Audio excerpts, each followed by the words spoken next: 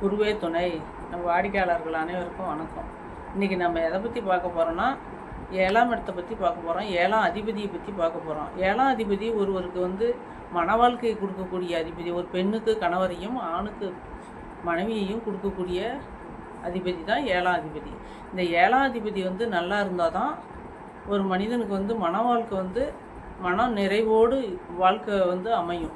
அந்த வாழ்க்கை நல்லபடியாக அமையணும் அப்படின்னா அந்தந்த அதிபதி, இந்த 7ஆம் அதிபதி எங்கே இருந்தால் என்ன பலன் நடக்கும் அப்படிங்கிறத பற்றி தான் இப்போ நம்ம பார்க்க போகிறோம். அதாவது 7ஆம் அதிபதி லக்னத்தில் இருந்தால், ஒரு மனிதனுக்கு லக்னத்தில் இருந்தால் நல்ல சுகபோக வாழ்க்கை தான். மனைவி நல்ல மனைவியாகவும், நல்ல அழகான மனைவியாகவும், சிறந்த அறிவாளியாகவும், அதே போல் கணவரும் அதே மாதிரி நல்ல அழகான கணவரும், சிறந்த அறிவாளியான கணவரும், வேலைவாய்ப்பு உள்ள கணவருமா அமைவாங்க. நல்ல வருமானம் வரக்கூடிய மனைவியாகவும், வருமானம் வரக்கூடிய சம்பாதிக்கக்கூடிய கணவராகவும் அமைவாங்க லக்னத்தில் இருந்தால். அதே 7ஆம் அதிபதி 2ஆம் இடத்துல இருந்தால், 2ஆம் இடங்கிறது அந்த 7ஆம் இடத்துக்கு 8ஆம் இடமாக வருது. அப்படிங்கிற போது அந்த 2ஆம் இடம் நம்மளுக்கு தனஸ்தானமாகவும் வருது. அதுவும் நல்ல ஒரு சுகபோக வாழ்க்கையை தான் கொடுக்கும். பணவரவு அதிகமான சம்பாதிக்கக்கூடிய துணைவர் தான் அமைவாங்க. ஆணாக இருந்தால் பெண் அமைவாங்க, பெண்ணாக இருந்தால் கணவர் அமைவாங்க. ஏன்னா 2ஆம் இடத்துல 7ஆம் அதிபதி இருந்தால் அந்த சுகபோக வாழ்க்கை தான் அமையும், நல்லாயிருக்கும். அதே 3ஆம் இடத்துல 7ஆம் அதிபதி இருந்தால், 3ஆம் இடம் அப்படிங்கிறது தைரியம், வீரியம், எல்லா சகோதரஸ்தானம் எல்லாமே சேர்ந்து தான் வரும். எல்லாம் சேர்ந்து அந்த 3ஆம் இடத்துக்கு உரிய அமைப்பு இருக்கும். அந்த அமைப்பில் 7ஆம் அதிபதி இருந்தால் அவங்களுக்கு அதுவும் நல்ல ஒரு அமைப்பாக தான் இருக்கும். நல்ல வாழ்க்கையை தான் வாழ்க்கை துணைவர் நல்லபடியாக அமைவாங்க. நல்லாயிருக்கும், வாழ்க்கை நல்லாயிருக்கும். 3ஆம் இடங்கிறது அந்த 7ஆம் இடத்துக்கு 9ஆம் இடமும் வருது. அதனால் அந்த 3ஆம் இடத்துல போய் இந்த 7ஆம் அதிபதி இருந்தாலும் நல்ல அமைப்பை தான் கொடுக்கும். அதே 7ஆம் அதிபதி 4ஆம் இடத்துல இருந்தால், 4ஆம் இடம் அப்படிங்கிறது அந்த 7ஆம் இடத்துக்கு 10ஆம் இடமா வருது. அப்போ அந்த அவங்களுக்கு தொழில் ஸ்தானமாகவும் வருது. அப்போ அவங்களும் நல்ல மனைவி ஆணாக இருந்தால் ஒரு வீட்டில் மனைவி தொழில் செஞ்சு வேலைக்கு போய் சம்பாதிக்கக்கூடியவங்களாக இருப்பாங்க. பெண்ணாக இருந்தால் கணவர் நல்ல வருமானம் சம்பாதிக்கக்கூடியவங்களாக இருப்பாங்க. 4ஆம் இடத்துல இருந்தால் சொத்து சுகத்தோடு வருவாங்க மனைவி, சொத்து சுகத்தோடு கணவர் இருப்பாங்க. ஏன்னா அந்த 4ஆம் இடம் அப்படிங்கிறது அழியாத சொத்துக்கு இடம் இல்லையா? அப்போ அழியாத சொத்து உள்ள இடத்துல கணவரோ மனைவியோ இருந்தாங்கன்னா, அந்த 7ஆம் அதிபதி இருந்தால் அந்த சொத்து சுகம் எல்லாம் மன திருப்தியோடு திருமணத்துக்கு பிறகு அனைத்தும் கிடைக்கும் அவங்களுக்கு. அதே 7ஆம் அதிபதி 5ஆம் இடத்துல இருந்தால் அது இன்னும் அந்த 7ஆம் இடத்துக்கு இது 11ஆம் இடமா வருது. அப்போ 7ஆம் இடத்துக்கு 11ஆம் இடமா வரும்போது அந்த இடத்துல அந்த 7ஆம் அதிபதி இருந்தால் கணவர் எப்படிப்பட்ட கணவர் வருவார்? அதாவது சொந்த தொழில் செஞ்சு கோடிக்கணக்கில் சம்பாதிக்கக்கூடிய கணவராக வருவார். அந்த மாதிரி கணவர். மனைவியும் அந்த மாதிரி கோடிக்கணக்கில் சொத்தோடு வரக்கூடிய மனைவியாகவும் வருவாங்க அந்த 5ஆம் இடத்துல இந்த 7ஆம் அதிபதி இருந்தால். அதே முன் பெண், அதாவது எப்படின்னா 5ஆம் இடங்கிறது புத்திரஸ்தானம், புத்திஸ்தானம், இந்த மாதிரி பூர்வீகம் இதெல்லாம் வரும்போது அந்த 5ஆம் இடத்துல இந்த 7ஆம் அதிபதி இருக்கும்போது தெரிஞ்ச பொண்ணாக வரும். எப்படி இப்போ தெரிஞ்ச இடமா மாப்பிள்ளையும் வரும், நம்மளுக்கு தெரிஞ்ச இடத்துல பொண்ணு வரும், அல்லது தாய்மாமன் வீட்டில் பொண்ணு அமையறதுக்கு வாய்ப்பு உண்டு, தாய்மாமன் வீட்டில் மாப்பிள்ளை அமையறதுக்கு வாய்ப்பு உண்டு. இதெல்லாம் அந்த 5ஆம் இடத்துல இருக்கிற 7ஆம் அதிபதி கொடுப்பாரு. அதே 6ஆம் இடத்துல 7ஆம் அதிபதி இருந்தாருன்னா அது 7ஆம் இடத்துக்கு மறைவு ஸ்தானமாக வருது. 6ஆம் இடம் அந்த மறைவு ஸ்தானத்தில் சுபகரகமாக இருந்தால் அந்த 6ஆம் இடத்துல இருக்கிறது நல்ல யோக பாக்கியத்தை தான் கொடுக்கும். சுபகரகமாக இல்லாத பாவகரகமாக இருந்து 6ஆம் இடத்துல இருந்தாருன்னா அவங்களுக்கு அந்த மன வாழ்க்கையில் சிக்கல்கள், பிரச்சனைகள் உண்டு பண்ணும்.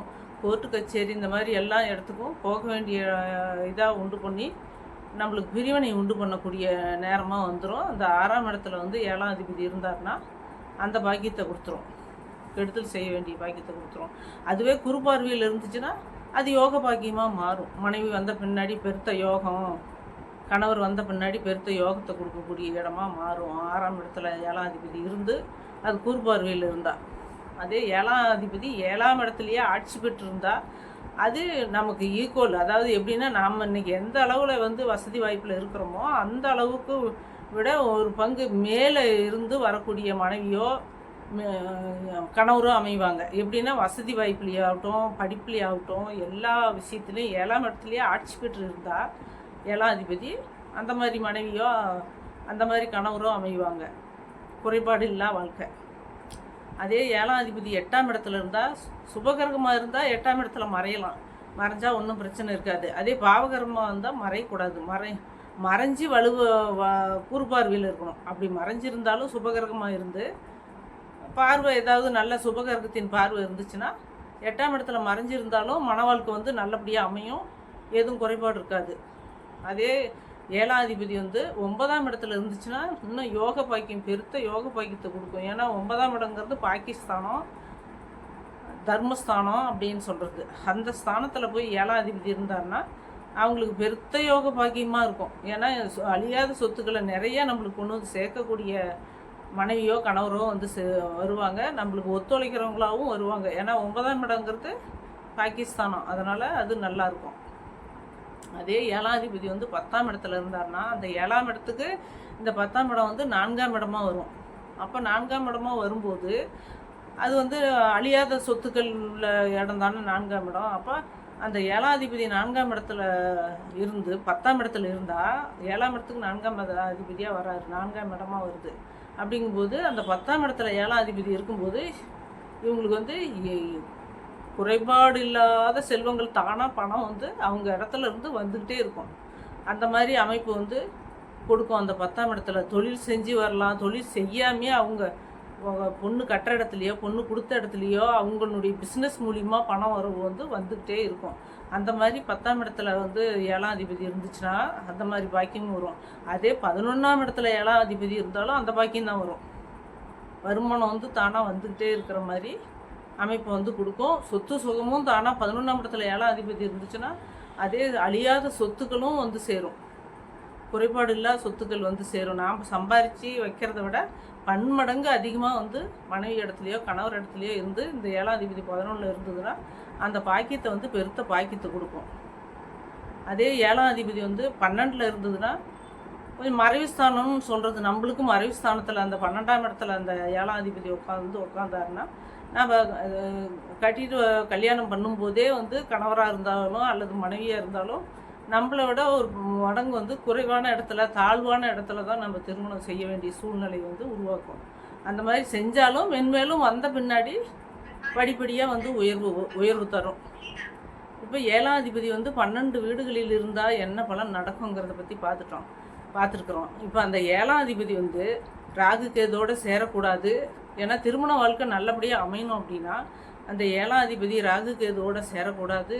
7ஆம் அதிபதி சனி பகவானோட சேரக்கூடாது. அதே சனி பகவானாக இருந்தால் இருக்கலாம், அது தப்பு இல்லை. மறைவு ஸ்தானத்தில் இருந்தால் நல்ல பலனையும் கொடுக்கும். அதே 7ஆம் அதிபதி மறைவு ஸ்தானத்தில் இருந்தாலும் குரு பார்வையில் இருந்துச்சுன்னா திருமண வாழ்க்கை நல்லபடியாக அமையும். எந்த ஒரு கெடுதலும் இல்லை. வாடிக்கையாளர்கள் அனைவருக்கும் வாழ்த்துக்கள். அனைவரும் வாழ்த்துக்கள். வாழ்க வளமுடன். சப்ஸ்கிரைப் பண்ணுங்கள், லைக் பண்ணுங்கள், ஷேர் பண்ணுங்கள். வீடியோ தொடர்ந்து வரும், பார்க்கலாம்.